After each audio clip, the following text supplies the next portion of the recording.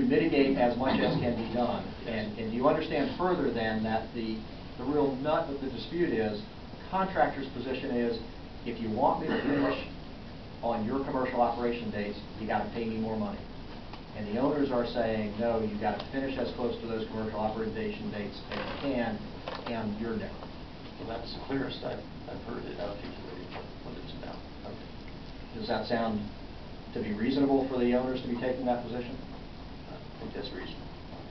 And so, getting to the question of whether or not it is prudent or imprudent to have an agreed-to integrated project schedule, you would not suggest, would you, that the owners pay the contractors to mitigate to an earlier date if the owners believe, on behalf of customers, that it is the contractor's responsibility to mitigate to an earlier date? You wouldn't expect us to just pay money to get an agreed date, would you?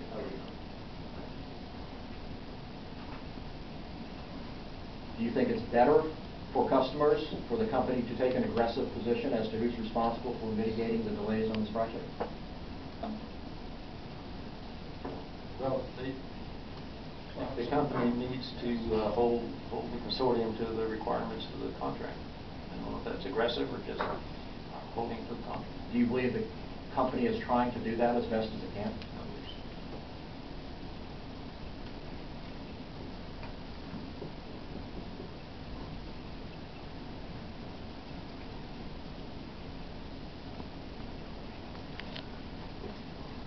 So, Dr. Jacobs, let me finish where I typically finish. And I know we've gone back and forth here a little bit and gotten in the ditch a little bit from time to time, but at the end of the day, I've asked you in the past, when we've concluded these proceedings, whether or not you believe this to be true still, that you generally give the company high marks for their management of the project. You think there's active oversight. You think that they are enforcing the contract in the best interest of customers. You still believe that to be true? Well, the few parts are, I thought we agreed that they weren't managing, or at least your position is that they weren't managing. Well, that was your testimony in the past. Okay.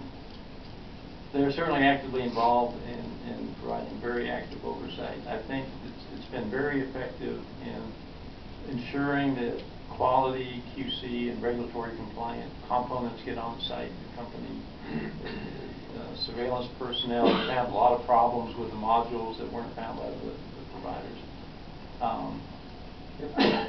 The company's management oversight has not been as effective in maintaining the schedule or requiring the contractor to maintain the schedules that they put out, holding them to account to meet those schedules. Okay. So,